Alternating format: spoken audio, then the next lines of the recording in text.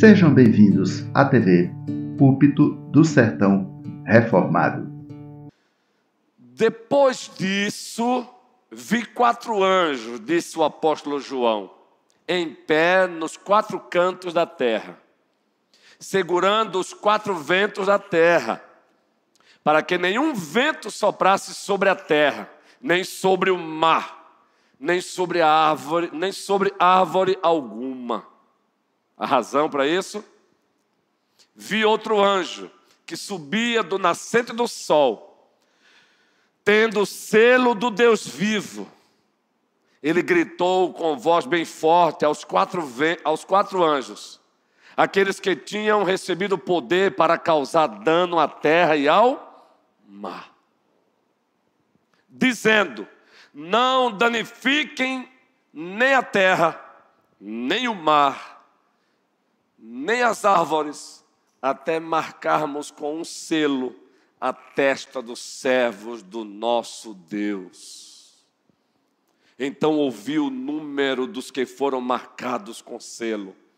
Eram 144.000, de todas as tribos dos filhos de Israel. E aí ele vai agora listá-las. Da tribo de Judá foram marcados com selo 12.000.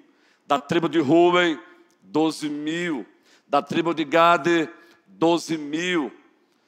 Da tribo de Azer, 12.000. Da tribo de Naftali, 12.000. Da tribo de Manassés, 12.000. E o texto continua.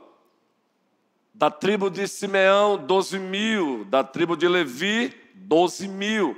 Da tribo de Issacar, 12.000. Da tribo de Zebulun, 12.000. Da tribo de José, 12.000. Da tribo de Benjamim, foram marcados com selo 12.000. Depois dessas coisas, vi, e eis grande multidão que ninguém podia contar, de todas as nações, tribos, povos e línguas, em pé, diante do trono e diante do Cordeiro, vestidos de vestes brancas, com ramos de palmeira nas mãos. E clamavam com voz forte, dizendo: ao nosso Deus que está sentado no trono e ao Cordeiro pertence a salvação. Todos os anjos estavam em pé, rodeando o trono. E os anciãos e os 4 seres viventes, e diante do trono, se prostraram sobre o seu rosto e adoraram a Deus. E o narrador continua dizendo: amém. O louvor, a glória, a sabedoria, as ações de graças, a honra, o poder e a força, toda a igreja, sejam ao nosso Deus para todo sempre. Amém.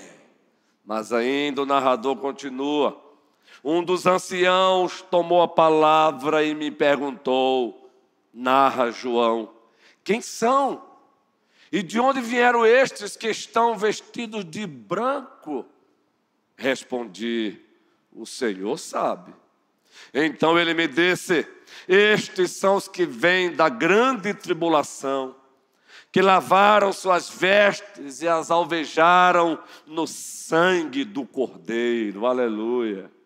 Por isso, estão diante do trono de Deus e o adoram de dia e de noite no seu santuário.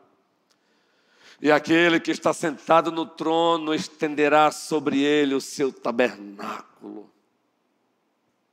Jamais terão fome, nunca mais terão sede, não cairá sobre eles o sol, nem qualquer outro calor forte. E aí o texto caminha para o seu encerramento. Pois o Cordeiro que está no meio do trono, toda a igreja,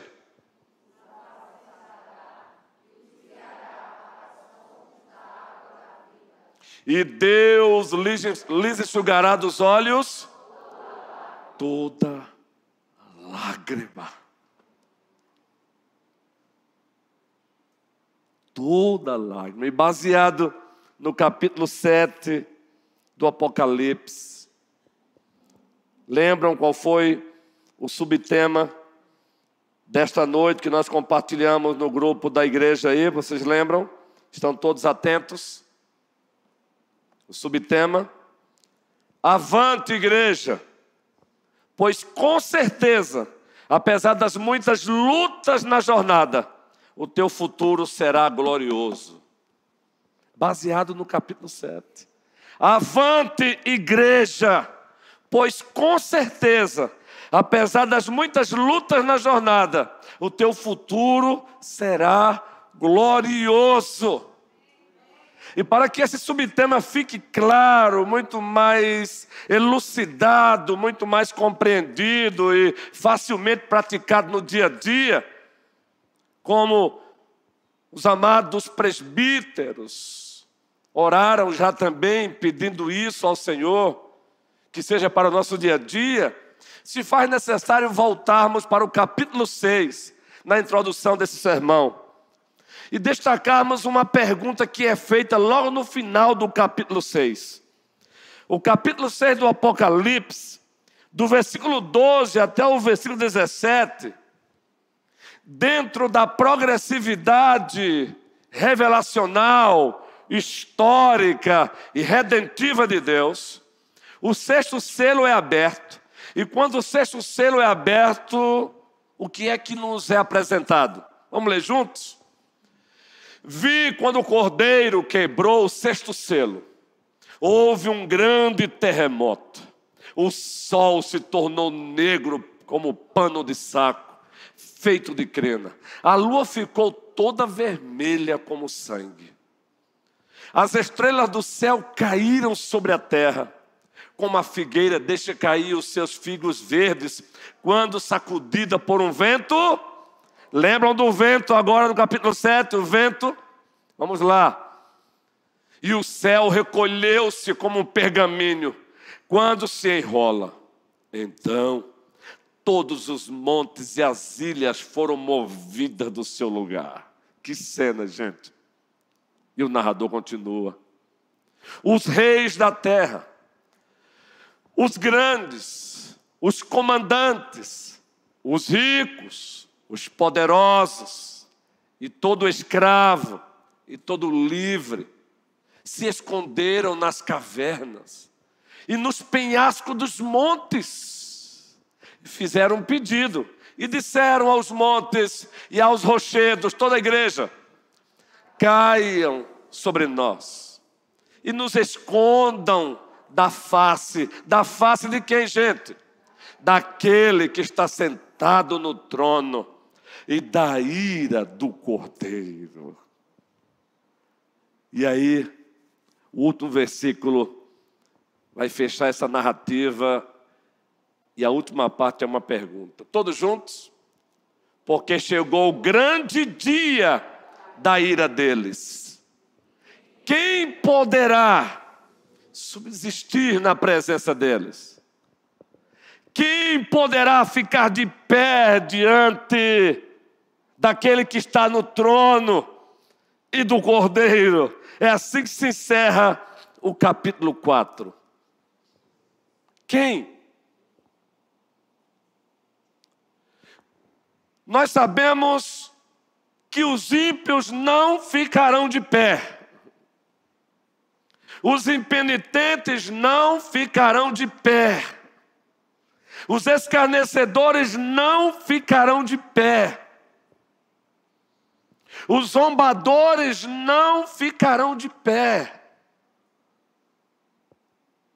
Até mesmo aqueles que pareciam ser, mas não são, nunca foram, não ficarão de pé diante daquele que está no trono e do Cordeiro, diante da ira daquele que está no trono e do Cordeiro. E aqui fica um alerta para os petrolinenses, os juazeirenses, os brasileiros, e para nós aqui também nesta noite, que nós não sejamos encontrados entre os ímpios, aqueles que não vivem uma vida pio. São aqueles que vivem, caminham com as costas viradas para aquele que está no trono e para o Cordeiro. Que nesta noite aqui ninguém se encontre do lado desses, que naquele dia aqui ninguém se encontre do lado desses que pedirão a morte. Dissemos há pouco tempo aqui que hoje as pessoas fogem da morte, Guilherme.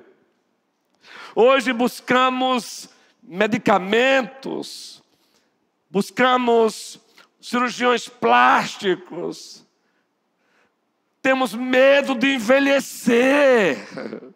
E aqui, por favor, não é censura a cuidar do corpo, da estética, mas há um medo exacerbado com a velhice, com o envelhecer saudavelmente. Então as pessoas gastam, a humanidade hoje gasta trilhões para fugirem da morte.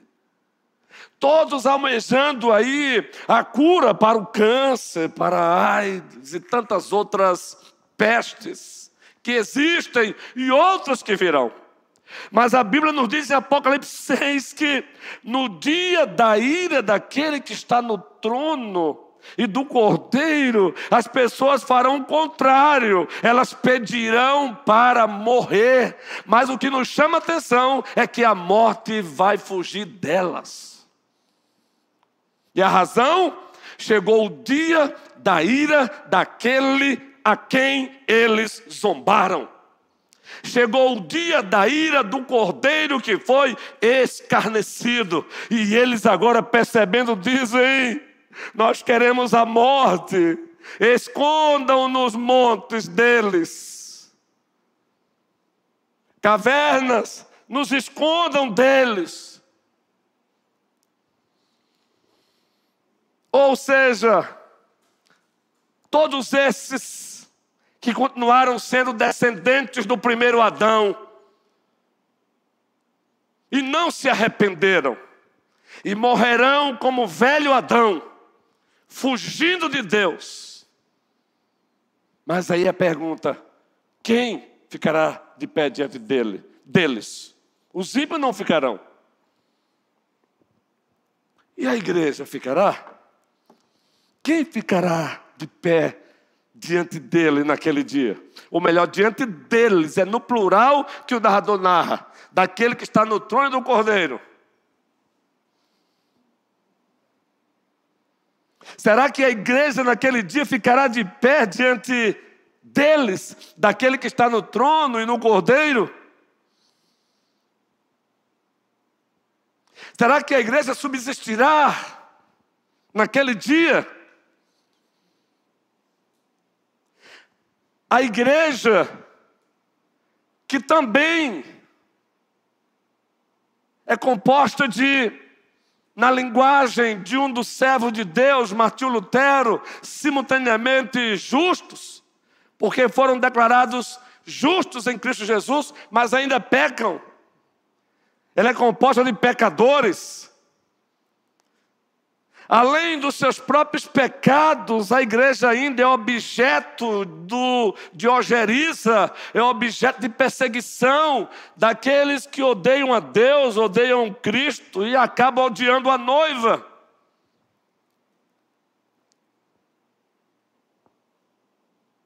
Apocalipse 6 foi pregado aqui no sermão panorâmico e nós descrevemos aqui o cavalo vermelho, seu cavaleiro, lembra?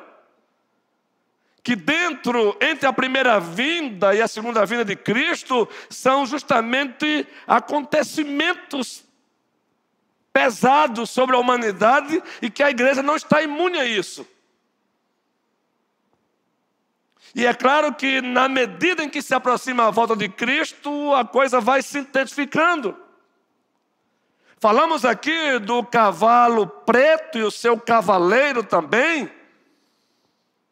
Falamos também aqui do cavalo amarelo e o seu cavaleiro. É uma linguagem simbólica, mas que aponta para realidades espirituais que se manifestam no tempo e no espaço.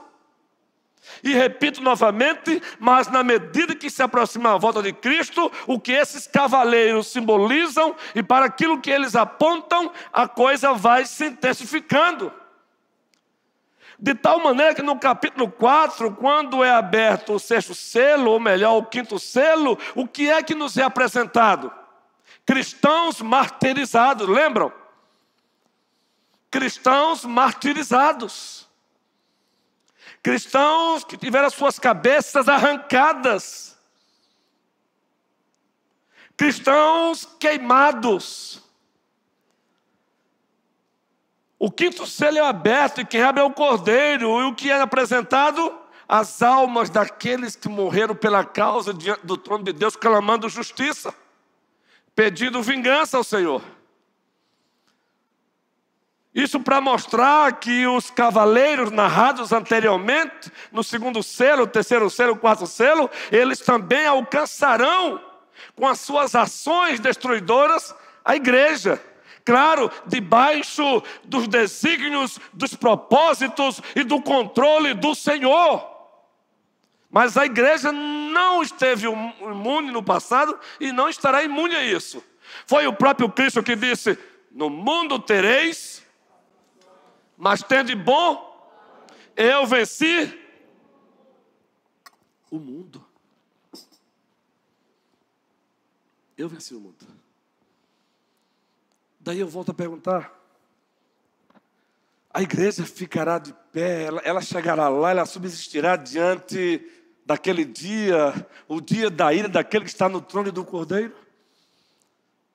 Seja pelos seus próprios pecados ainda cometidos em pensamentos, palavras e ações, ou seja, por conta da perseguição sofrida pelos algozes de Deus, pelos inimigos de Deus, os inimigos do Cordeiro, que também numa linguagem simbólica, Apocalipse 12, muito especialmente 13, lá eles são apresentados como a besta que emerge do mar, que é o estado ante Deus, que odeia Deus e que elabora leis, legisla leis contrárias à vontade de Deus, à ética de Deus, à santidade de Deus. Também nos apresenta até a besta que emerge do mar, que é justamente a falsa igreja, a falsa religião, que parece ser, mas não é. E vocês sabiam que até a falsa igreja vai perseguir a igreja verdadeira?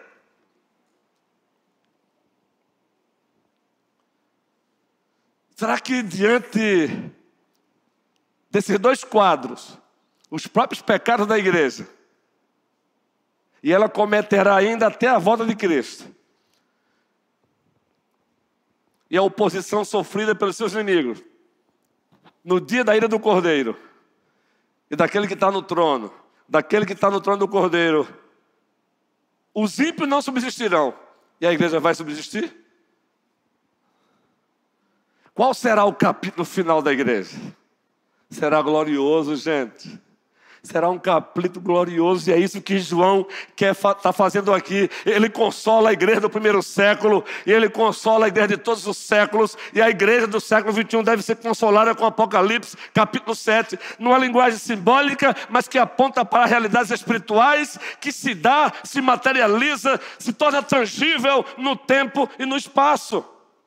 E vejam que o texto começa assim: depois disso vi 4 anjos, em pé nos 4 cantos da terra, segurando os 4 ventos da terra, para que nenhum vento soprasse sobre a terra, nem sobre o mar, nem sobre ave alguma.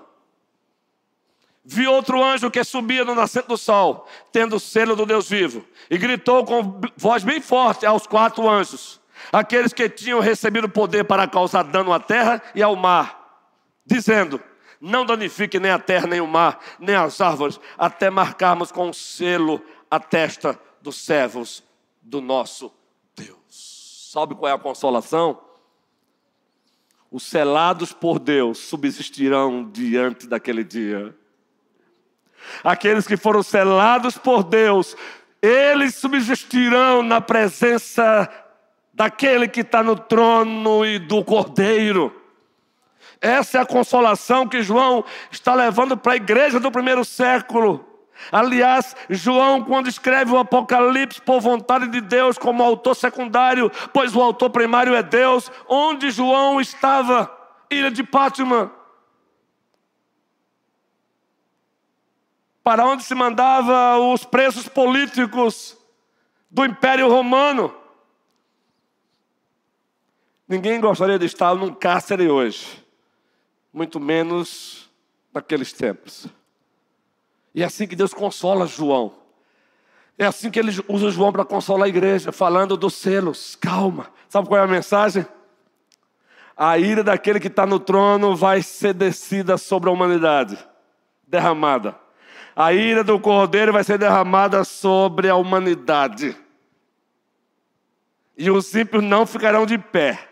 Mas essa ira não vai mais alcançar aqueles que foram selados por Deus.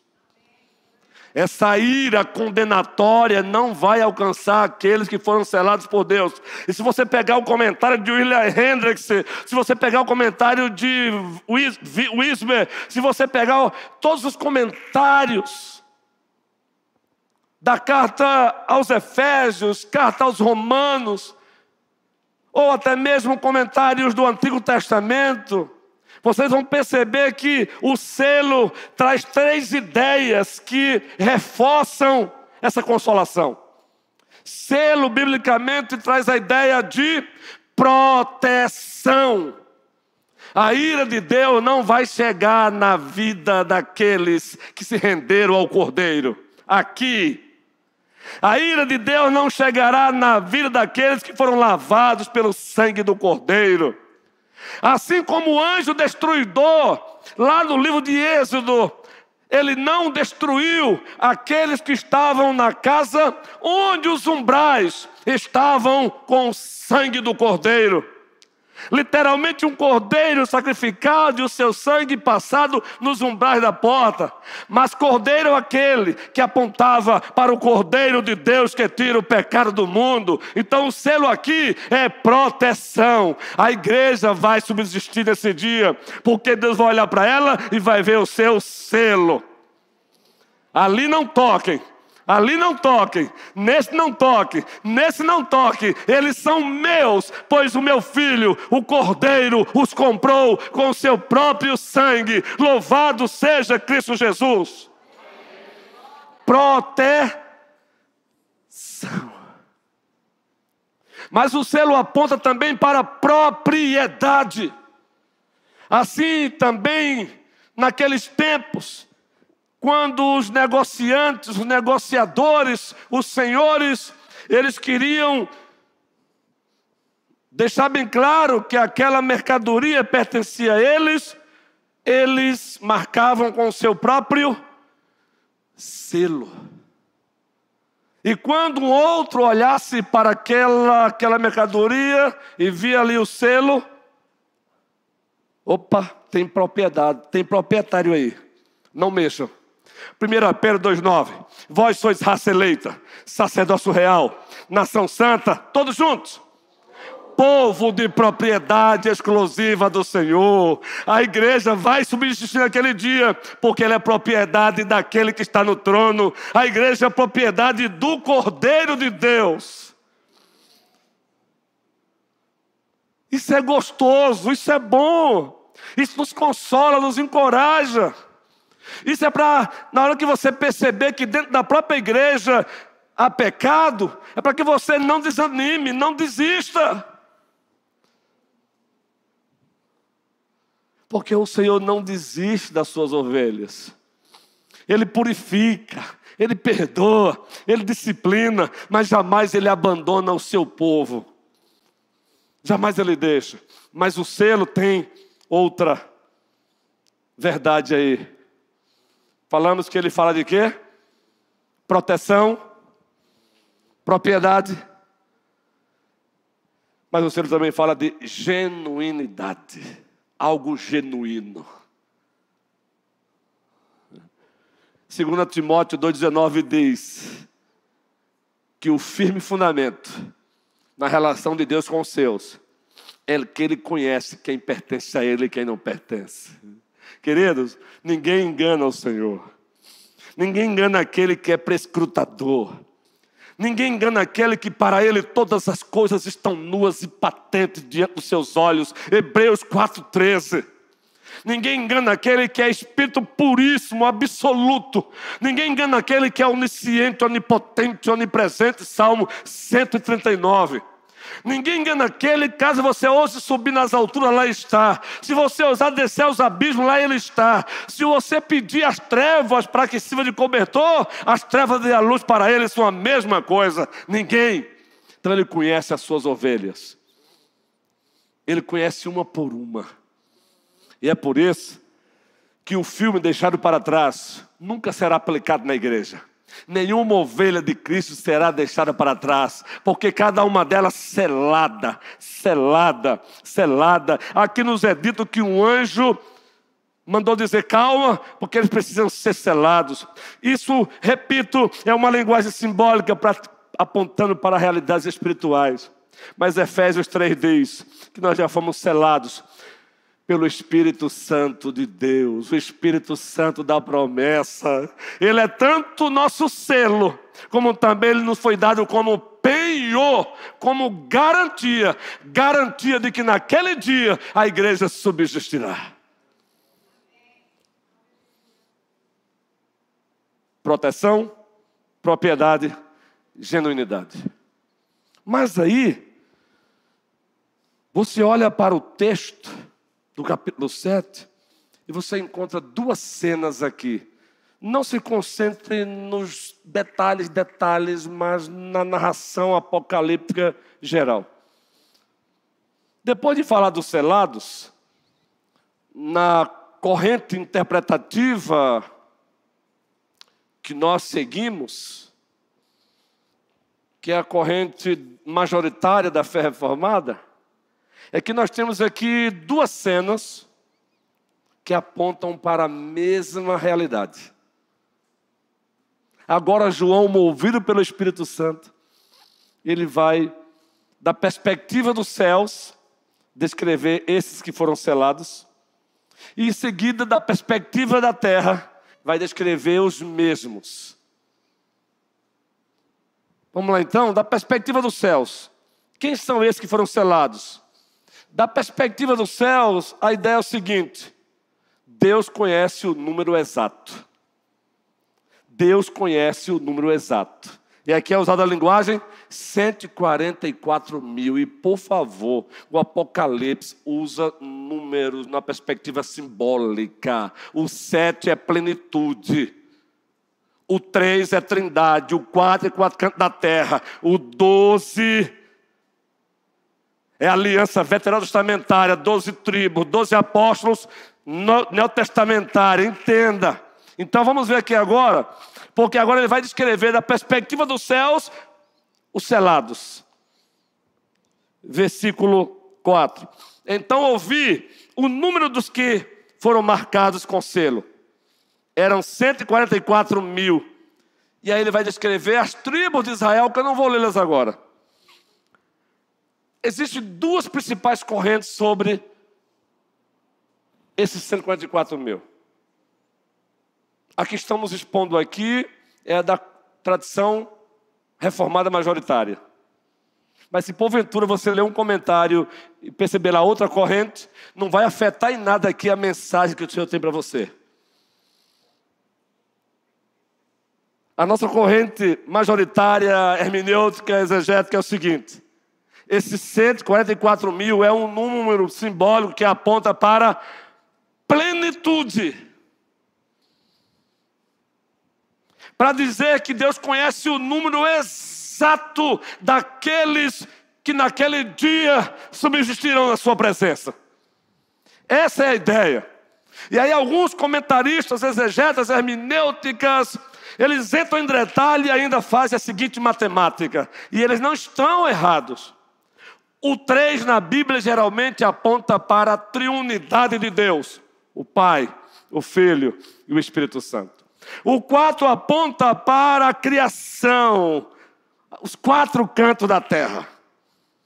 Aí você faz agora a matemática. 4 vezes 3 é quanto? 4 vezes 3.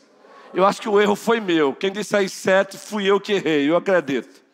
Até acolá eu falo muito veloz. Eu sou rápido, eu sou acelerado. Então você falou 7, o erro foi meu. Eu tenho certeza disso. Pode acreditar nisso, pode colocar na minha conta. 4 vezes 3 é quanto? 12. 12 aponta dentro da aliança para quem? A antiga administração da aliança da graça. As 12 tribos de Israel. Aí quando você vai para a nova administração da aliança da graça, quem é que representa a igreja da nova administração da aliança da graça? Os 12? Os 12 apóstolos. 12, entendem? Aí você multiplica 12 vezes 12 vai dar quanto? 144. Aí você multiplica 144 por 1000 vai dar quanto? 144.000. A mensagem de Deus é: nenhum vai faltar, porque eu conheço cada um. Ninguém vai faltar. Ninguém vai faltar. Quem trabalha como auditor, seja de uma empresa, seja do governo federal, estadual, municipal, é de uma grande responsabilidade, não é? Porque me corrijam, a auditoria para quê? Numa linguagem bem simples. É para ver se está tudo, se o que entrou, saiu, mas se saiu mesmo, se entrou mesmo. Então, por favor, estou sendo aqui bem. É um trabalho de matemática também, não é? É um trabalho de matemática. Preste bem atenção. O que João está dizendo aqui é que Deus, Ele não se deixa enganar. E aqui, com todo respeito a quem está sofrendo hoje de um quadro clínico de... Todos os quadros clínicos que envolvem a mente, não é, Denise? Que merece o nosso respeito. Mas eu quero dizer para vocês que o nosso Deus jamais sofrerá de nenhum desses quadros que venham levá-lo a esquecer de você. 144.000 é plenitude. A outra corrente, que não vai afetar a mensagem, ela vai dizer que aqui é a plenitude de Israel. Mas não vai afetar em nada. Aqui é um quadro que fala da plenitude, que envolve Israel e que envolve os gentios, os judeus e os gentios. 144.000 é número que aponta para a plenitude, a totalidade, a potencialidade. E a mensagem é: Deus conhece exatamente o número deles. O que é que diz João 10, 27, 28, 29? As minhas ovelhas ouvem a minha voz. Agora prossiga, igreja. Eu as conheço e elas me seguem. Eu as conheço. Então a ideia aqui, 144.000 é, na perspectiva de Deus, Ele sabe o número exato. Esse é o nosso Deus. É por isso que ninguém o assusta, ninguém o assombra. Ele não precisa de reunião de emergência. Ele não precisa de plano B, plano C. Diante de uma verdade dessa, isso não desestimula a obra. Isso estimula mais ainda, porque tem muitas ovelhas que precisamos buscá-las e elas ainda estão fora do aprisco. Por isso que a nossa visão aqui como primeira igreja presbiteriana de Petrolina é uma igreja que ganha e edifica o maior número possível de pessoas para o pastor Ronilson? Então corrijam. Uma igreja que ganha e edifica o maior número possível de pessoas para... Não, foi baixo. O nome dele tem que ser gritado. O nome dele tem que ecoar. O meu nome bem baixinho, o dele bem alto. Uma igreja que ganha e edifica o maior número de pessoas possíveis para... Isso, nome bom, doce a fé, a esperança do porvir. É Ele, é para sempre Ele, eternamente Ele, a igreja diz. E fique tranquilo que eu chego em casa, bebo água, como maçã e a garganta melhora. É Ele. Então prossigamos. Batalhas virão. Lutas virão.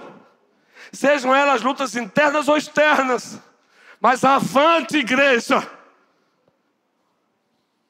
Pois com certeza, apesar das muitas lutas na nossa jornada, o nosso futuro será glorioso, o diácono Paulinho. O nosso futuro será glorioso. Primeira vez que tomamos um voo para atravessar o Atlântico foi para Portugal, com a minha esposa. Resolvi presenteá-la no aniversário de casamento, mas ao mesmo tempo fazer um conhecimento de campo, porque até então, na época, tínhamos um projeto, um desejo para plantar a igreja em Portugal. Então eu digo, vamos fazer as duas coisas. O preço estava bom de passar de avião, hoje não está não, está pesado, gente. O euro está, óbvio. Depois que inventaram dividir em 10 vezes, meu amigo, oh, maravilha. Só faça isso com responsabilidade. Com responsabilidade. Enquanto tomamos o voo da TAP, Portugal, Recife, direto para Lisboa. E aí eu sou curioso, eu gosto de mapa. Mapa real, onde o avião está. Aí ele vai, rota de segurança, ele vai o litoral pernambucano todinho. Aí depois ele vira e vai sentido África. Quando o bicho virou assim, começou a atravessar o Atlântico, eu disse, meu Deus, será que vai chegar lá? Será que chega?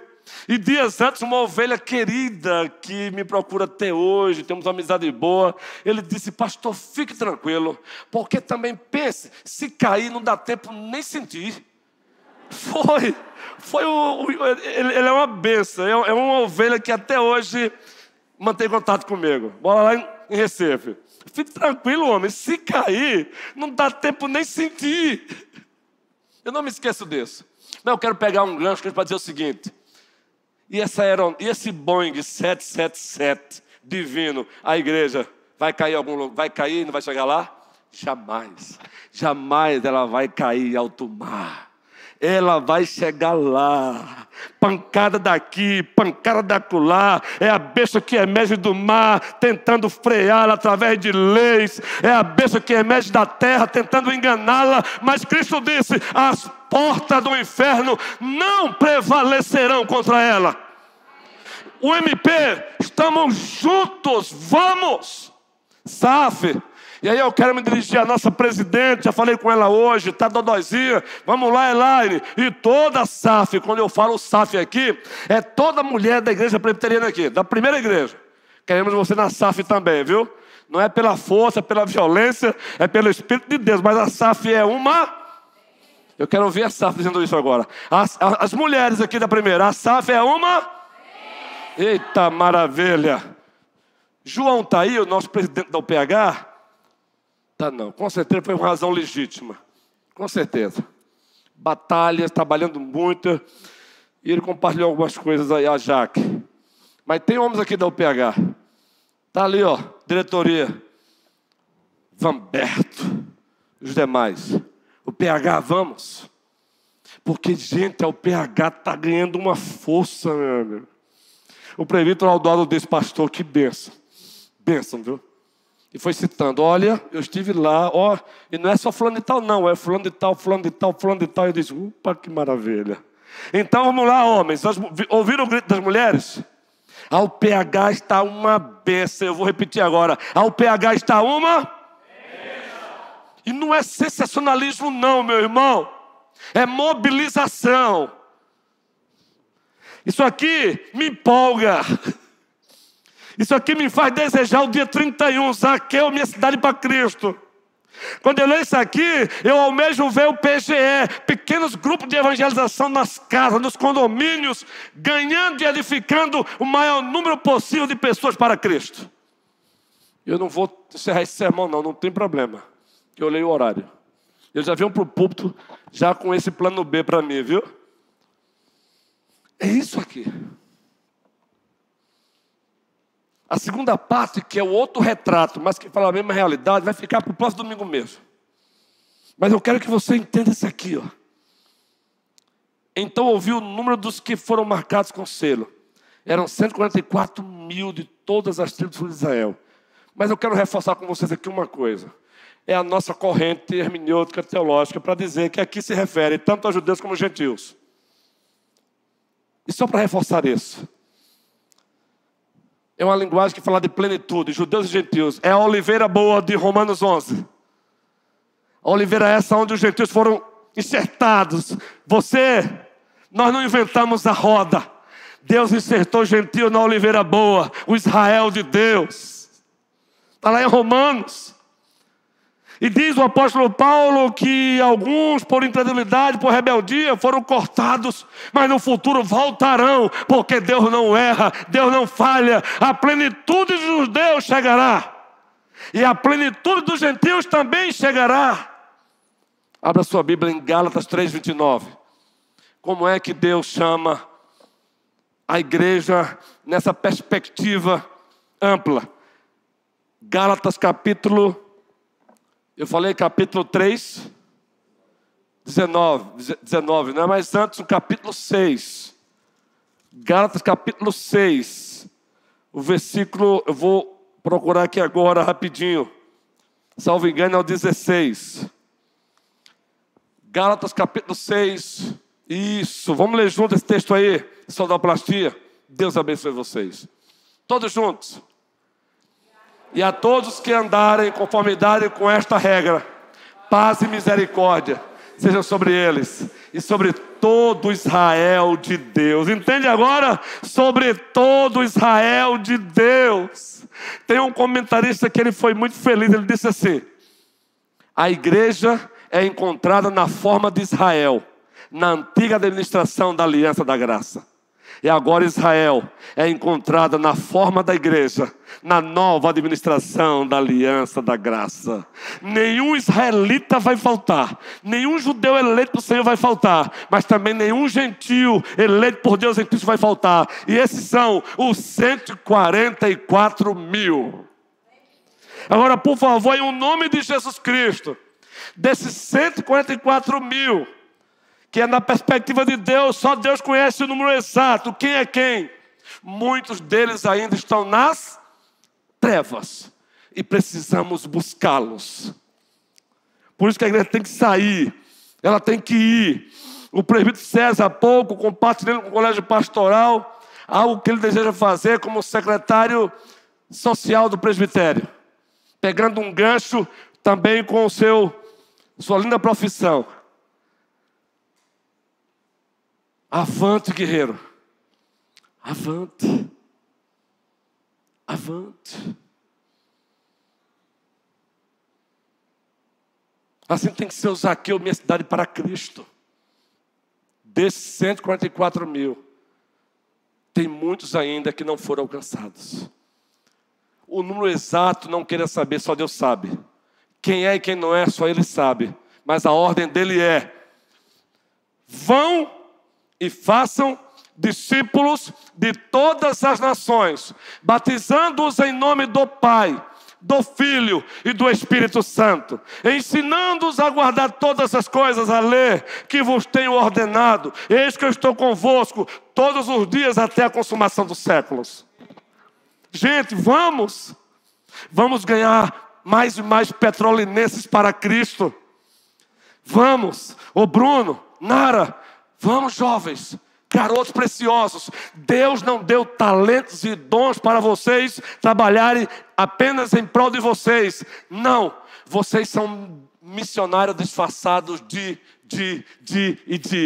A nossa principal tarefa é testemunhar de Jesus Cristo. Você é um engenheiro, guerreiro, um missionário disfarçado de engenheiro. Você é professor disfarçado, um missionário disfarçado de professor. Você é pedreiro. Oh, que profissão linda. Quem aqui é pedreiro?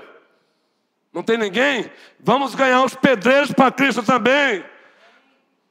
Não tem engenheiro civil que não precisa de um bom pedreiro. Não tem engenheiro elétrico que não precisa daquele que vai lá e bota a mão na massa.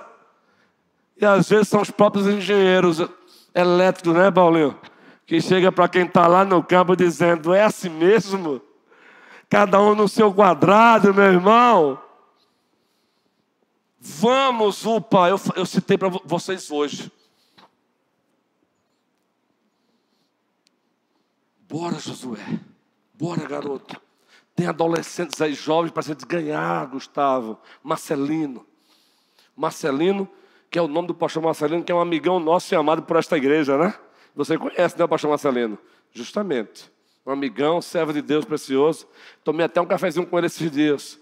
Bora. Crianças, mamães, papai, vamos ganhar as crianças. Na Juvep, eu fiz questão, eu passeando pelas livrarias, eu vi um livro. As crianças, missões e a igreja. Aí vocês imaginam o que eu fiz. Comprei ou não comprei? Agora pergunta se eu falei para Jajá isso. Pergunta, você soube disso, Jajá? Está sabendo agora. Porque eu entro com o livro, ela sabe que eu tenho um livro. Aí eu entro com o livro, ela já olha assim, eu digo, acho que ele está lendo. Mas eu faço uma coisa antes, eu tiro o plástico. É no divã do pastor. Eu não minto para minha esposa. Eu só espero a hora certa para revelar. Eu duvido que sair daqui ela vai brigar comigo. Vai, Jajá? Vai não. Olha, Vandinha.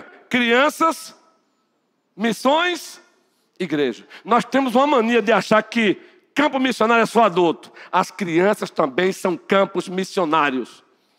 Precisamos evangelizar crianças, alcançar as crianças. Por favor, vamos alcançar as crianças de Petrolina, Íris, Presbítero Hermes, Carlos, Marlene Guerreira. Vamos!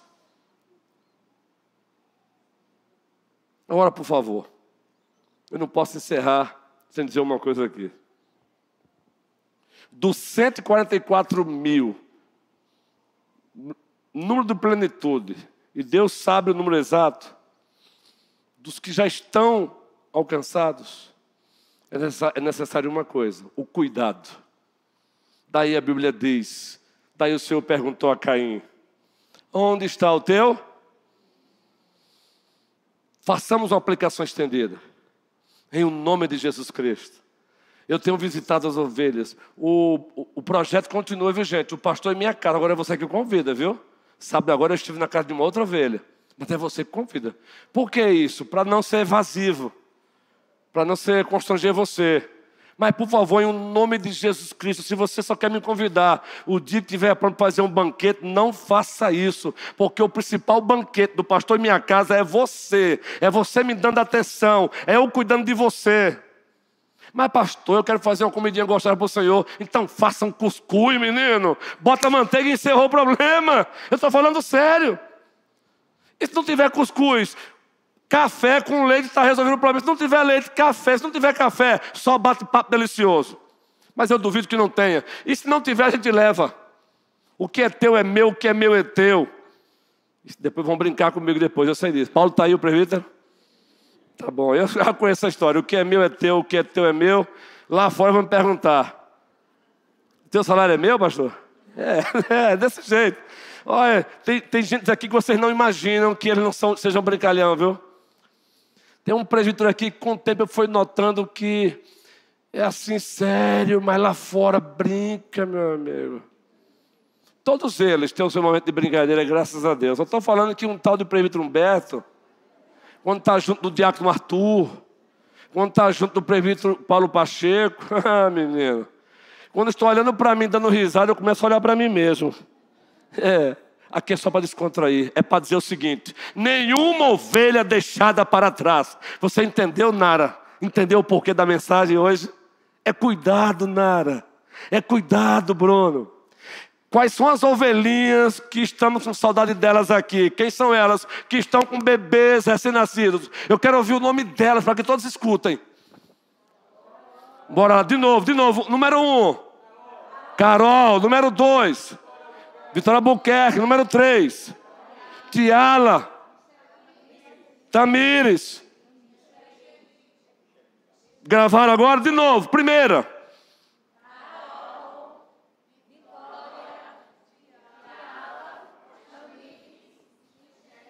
Quem mandou uma mensagem hoje dizendo parabéns, mamães? Calma, não levanta a mão não. Nós vamos fazer isso daqui para hoje. Combinado? Vamos fazer isso. Foi colocado um vídeo. O Ministério de Divulgação está fazendo uma coisa linda. Vira o vídeo lá? Tu pegas o vídeo lá e bota para Tamires, bota para Carol, Vai, pastor, mas agora o senhor falando vai perder a graça. Vai não, família é para isso. Vai lá e diz: ô Vitória Albuquerque, estamos sentindo falta de você. Eu sei que o bebê precisa ser imunizado. Carol, Tamires, a Micheli está sentindo a dor da partida. O papai, horizontalmente uma âncora dela viajou. Liguei para o Carlos e viajou toda a família para lá, para o sul. Não é, Kel? Mão amiga? Raquel, carinhosamente?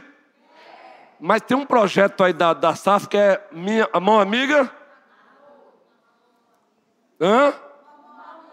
Uma mão amiga na dor. Pastor, o que tem a ver esse sermão com isso aqui? Tem tudo a ver. Pois do centro, eu não posso me preocupar só com os que não foram alcançados. A igreja está de olho naqueles que não foram alcançados, mas ela precisa estar de olho naqueles que já foram alcançados, para que ninguém se dispersa, nenhuma ovelha perdida. As 99 têm que ser cuidadas, e temos que sair e buscar uma que se perdeu. Entendeu, igreja? Vamos sair daqui. Pense numa ovelhinha dessa. Vai lá no grupo que tem o WhatsApp delas lá. Mande uma mensagem dizendo: você é especial para nós. Você é especial para nós. Pode até combinar. A UMP procura a UMP, SAF, por aí vai. O PH, André. Os homens, marido dessas mulheres. Pastor, o horário, pastor, estou com fome. Eu também. Os maridos dessas irmãzinhas que estão com bebezinho. Número 1. André, Ed, Arthur, Carlos Gonçalves, Elisomar. Quantos? Quem? Tiago, sim, Tiago já está vindo, não é? Porque hoje foi o dia da mamãe, hoje alguns têm aquela, mas boa já. Tiago também, mas já está vindo. Para os homens a tarefa é da UPH. Em o nome de Jesus Cristo, eu não estou coagindo ninguém não. É porque eu tenho visitado as ovelhas e elas têm dito para mim: pastor, eu estou apaixonado pela primeira. Porque além de sairmos alimentados pela palavra, nós temos acolhimento, pastor. Isso é muito bom. Isso é de grande diferencial. Eu tenho escutado isso. Elogio aos presbíteros, as clássicas. Não é gostoso isso? É gostoso isso, presbítero Abraão. Não é não, Erasmo? É por isso que tem uma comissão aí, sob a supervisão do colégio pastoral, trabalhando para ampliar, Paulinho, essas paredes aí. Porque Deus está mandando mais gente. 2 casais hoje nos procuraram pela manhã e disseram: pastor, queremos caminhar com esta igreja. 2 casais, queremos caminhar com esta igreja. O que podemos fazer? Só hoje, Rickson.